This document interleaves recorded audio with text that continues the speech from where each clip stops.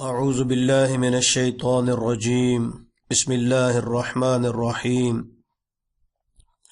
نحمده ونصلی ونسلم علی رسولہ الکریم اما بعد فاعوذ باللہ من الشیطان الرجیم بسم اللہ الرحمن الرحیم قال اللہ تبارک وتعالی فی کتابہ الکریم ام حسبت ان اصحاب الکہف والرقیم کانوا من آیاتنا عجبا صدق اللہ العظیم۔ واجب الاحترام گرامی قادر معزز سامعین حضرات، آج کا بیان اصحاب الرقیم کی سرگزشت کے متعلق ہے۔ حضور فخر دو عالم صلی اللہ تعالی علیہ وآلہ وسلم نے ایک مرتبہ 3 ایسے اصحاب کا واقعہ بیان فرمایا جو ایک اندھیری رات میں ایک غار کے اندر پھنس گئے تھے۔ ان لوگوں نے اپنے مخلصانہ عمل کا واسطہ دے کر اللہ رب العزت سے دعا کی اور اللہ رب العزت نے ان کی مصیبت کو دور فرما دیا۔ واقعہ اس طرح ہوا کہ بنی اسرائیل کے 3 ساتھی کہیں اکٹھے سفر پر جا رہے تھے۔ پہاڑی علاقہ تھا، اللہ کی قدرت کے بارش شروع ہو گئی اور اس اندھیری رات میں انہوں نے ایک غار کے اندر پناہ لی۔ اللہ تعالیٰ کا کرنا ایسا ہوا کہ پہاڑ سے ایک چٹان پھسل کر غار کے منہ پر آ پڑی اور غار کا منہ بند ہو گیا۔ دیو قامت چٹان تھی، بھلا ان کے بس میں کہاں تھا کہ اس کو ہٹا کر غار کا منہ کھول دیتے۔ مشورہ یہ ہوا کہ اپنی اپنی زندگی کے مخلصانہ عمل کا واسطہ دے کر اللہ تعالیٰ سے دعا کی جائے۔ کیا عجب ہے کہ اللہ تعالیٰ ہماری دعا کو سن لے اور اس مصیبت سے نجات عطا فرما دے۔ چنانچہ ان میں سے پہلے آدمی نے یہ عرض کی اللہ رب العزت کے حضور کہ یا اللہ، میں ایک چرواہا ہوں، میں جنگل میں بکریاں چرایا کرتا تھا اور اسی پر میرا گزر اوقات تھی۔ جب میں جنگل سے واپس آتا تو سب سے پہلے اپنے بوڑھے ماں باپ کو دودھ پلاتا اور پھر اپنے بچوں کو۔ ایک دن میں دیر سے گھر پہنچا، بوڑھے والدین سو چکے تھے، بچے جاگ رہے تھے اور بھوکے تھے، لیکن میں نے یہ گوارا نہ کیا کہ ماں باپ سے پہلے بچوں کو دودھ پلا دوں، اور یہ بھی گوارا نہ کیا کہ والدین کو جگا کر تکلیف پہنچاؤں۔ چنانچہ میں رات بھر دودھ کا پیالہ لے کر والدین کے سرہانے کھڑا رہا۔ بچے میرے پاؤں سے چمٹ چمٹ کر روتے رہے، لیکن میں صبح تک اسی طرح کھڑا رہا۔ خدایا، میں نے یہ عمل خالصتاً تیری رضا کے لیے کیا ہے، تو اس کی برکت سے غار کے منہ سے چٹان ہٹا دے۔ اور چٹان اتنی ہٹی کہ آسمان نظر آنا شروع ہو گیا۔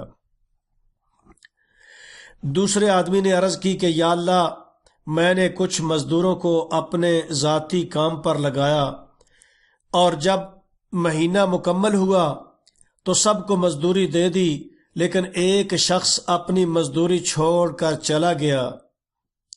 کچھ عرصے بعد جب وہ مزدوری لینے آیا تو میں نے اس سے کہا کہ یہ ساری کی ساری گائیں اور بکریاں اور یہ نوکر چاکر سب تمہارے ہیں، لے جاؤ۔ وہ بولا کہ خدا کے لیے مذاق نہ کرو۔ میں نے کہا کہ نہیں، واقعتاً یہ سب کچھ تمہارا ہے۔ تم جو رقم چھوڑ کر گئے تھے میں نے اس کو کاروبار میں لگایا، اللہ رب العزت نے اس میں بڑی برکت عطا فرما دی، اور جو کچھ تم دیکھ رہے ہو سب اسی سے حاصل ہوا ہے۔ یہ تم اطمینان کے ساتھ لے جاؤ، وہ سب کچھ تمہارا ہے۔ وہ شخص سب کچھ لے کر چلا گیا۔ اے اللہ، میں نے محض تیری رضا کے لیے ایسا کیا۔ یا اللہ، تو اس میرے عمل کی برکت سے اس غار کے منہ سے چٹان کو دور فرما دے۔ اللہ رب العزت کے کرم سے چٹان اور تھوڑی سی ہٹ گئی۔ چنانچہ تیسرے شخص نے عرض کی کہ یا اللہ، تو جانتا ہے کہ میری ایک چچا زاد بہن تھی جس سے مجھ کو غیر معمولی محبت ہو گئی تھی۔ میں نے اس سے بری خواہش کا اظہار کیا لیکن اس نے انکار کر دیا۔ پھر کچھ عرصہ بعد اسے کچھ رقم کی ضرورت پڑ گئی، وہ میرے پاس آئی، اس نے رقم مانگی، میں نے اسے رقم تو دے دی لیکن اپنی شرط میں نے برقرار رکھی۔ وہ کہتے ہیں کہ جب میں اپنی ضرورت پوری کرنے کے لیے اس کے پاس بیٹھا تو اس میری چچا زاد بہن نے کہا کہ اللہ سے ڈرو اور اس کام سے باز رہو۔ میں فوراً وہاں سے پیچھے ہٹ گیا اور میں نے وہ رقم بھی اسی کو بخش دی۔ اے اللہ، تو خوب جانتا ہے کہ میں نے یہ سب محض تیری خوشنودی کے لیے کیا ہے۔ یا اللہ، تو اس کی برکت سے غار کے منہ کو کھول دے۔ اللہ رب العزت نے غار کے منہ سے چٹان ہٹا دی اور تینوں کو خدا نے اس مصیبت سے نجات عطا فرما دی۔ تو عزیزو، نیک مقاصد کے لیے دعا کرنے کے ساتھ ساتھ اپنی زندگی کو خدا کی ہدایت کے مطابق سنوارنے اور سدھارنے کی کوشش کرنی چاہیے۔ گناہ اور حرام سے پوری طرح پرہیز کرنا چاہیے۔ ہر کام میں اللہ رب العزت کی ہدایت کا پاس اور لحاظ کیجیے اور پرہیزگاری کی زندگی گزاریے۔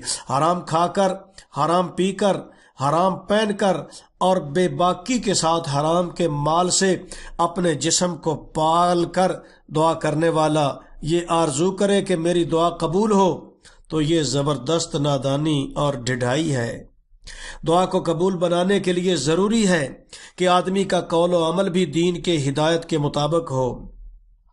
نبی کریم صلی اللہ تعالیٰ علیہ وآلہ وسلم نے ارشاد فرمایا ہے کہ اللہ رب العزت پاک ہیں اور پاکیزہ مال کو ہی قبول فرماتے ہیں۔ تو اے ایمان والو، اسی بات کا تمہیں حکم دیا جاتا ہے جس کا حکم اللہ رب العزت نے اپنے رسولوں کو دیا تھا۔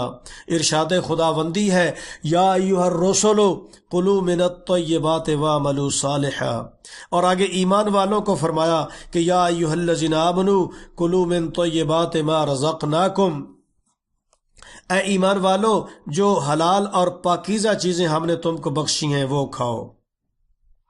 پھر آپ صلی اللہ تعالیٰ علیہ وسلم نے ایک ایسے آدمی کا ذکر ارشاد فرمایا کہ جو لمبی مسافت طے کر کے مقدس مقام پر حاضری دیتا ہے، غبار سے اٹا ہوا ہے، گرد آلود ہے، اپنے دونوں ہاتھ آسمان کی طرف پھیلا کر کہتا ہے کہ اے میرے پروردگار، اے میرے پروردگار، حالانکہ اس کا کھانا حرام ہے، اس کا پینا حرام کا ہے، اس کا لباس حرام کا ہے اور حرام ہی سے اس کے جسم کی نشو و نما ہوئی ہے، تو ایسے باغی اور نافرمان شخص کی دعا کیسے قبول ہو سکتی ہے؟